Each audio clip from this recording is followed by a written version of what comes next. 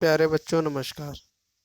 आज हम एक बार फिर से उपस्थित हैं वर्कशीट संख्या 53 को लेकर, जो कि शिक्षा निदेशालय राष्ट्रीय राजधानी क्षेत्र दिल्ली द्वारा दिनांक 9/11 सन 2020 की है। विषय हिंदी। पाठ का नाम दो बैलों की कथा, कक्षा 9वीं के लिए। यहाँ आप अपना विद्यार्थी का नाम लिखेंगे, यहाँ अध्यापक का नाम।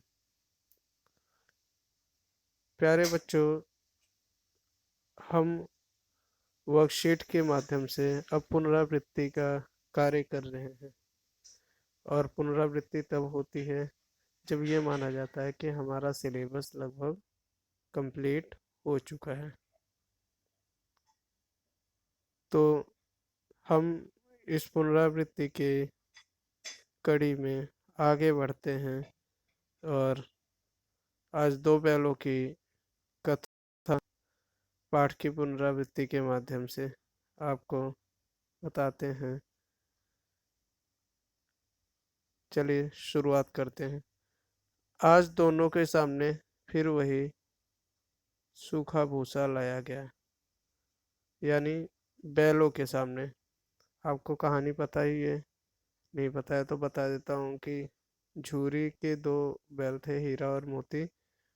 उन्हें उनका साला काशी लेके चला जाता है और फिर उसके साथ जैसा बर्ताव करता है, जैसा व्यवहार करता है, उसको निम्नलिखित गद्यांशों में दिया गया है।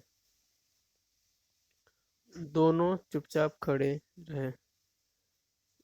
घर के लोग भोजन करने लगे। उस वक्त छोटी सी लड़की दो रोटियां लिए निकली और दोनों के मुंह में देकर चली गई। उस छोटी सी लड़की उस एक रोटी से इनकी भूख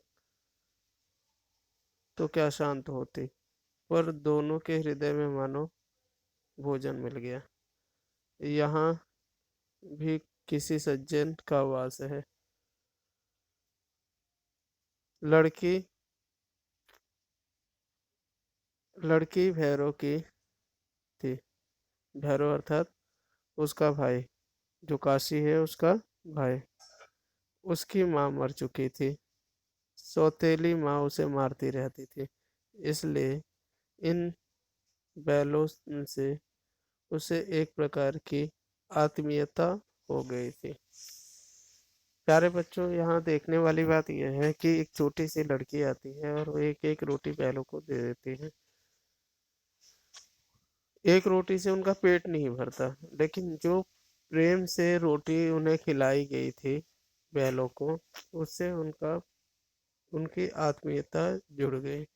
और जैसा बैलों के साथ बर्ताव हो रहा था, वैसे ही उसकी उस छोटी लड़की के साथ उसकी सौतेली माँ करती थी।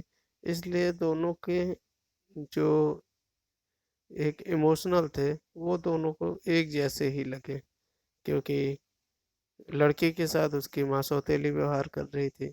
इसी तरह बैलों के साथ जो बैल को ले आता है, यानी काशी, यानी झूरी का साला, वो भी ऐसा ही सौतेला व्यवहार करता है। आइए हम प्रश्नों पर चर्चा करते हैं। पहला प्रश्न है, दो बैलों की कथा के माध्यम से हम प्रश्नों की चर्चा करेंगे। पहला प्रश्न, दोनों बैलों को कैसा भोजन दिया गया? तो इसका उत्तर हो जाएगा, दोनों बैलों को रूखा सूखा भोजन दिया गया, भूसा दिया गया। प्रश्न दूसरा, बैलों को रोटियां किसने खिलाई? तो बैलों को रोटियां एक छोटी सी लड़की ने खिलाई। प्रश्न तीसरा, उस एक रोटी से इनकी भूख तो क्या शांत होती, पर दोनों के हृदय को मानो भोजन मिल गया। इस वाक्य का आशय स्पष्ट कीजिए।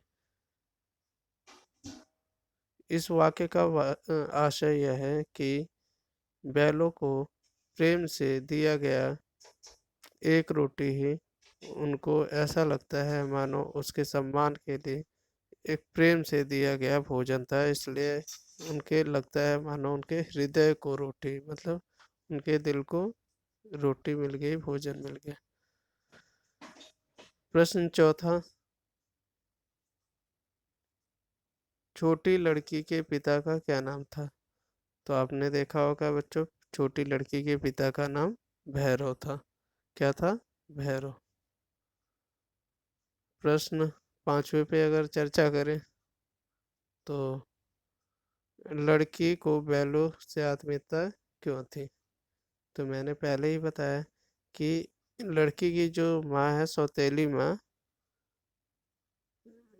लड़की की माँ मर चुकी थी और उसकी सौतेली माँ उसे मारती थी, और लगभग यही हाल बैलों के साथ भी हो रहा था।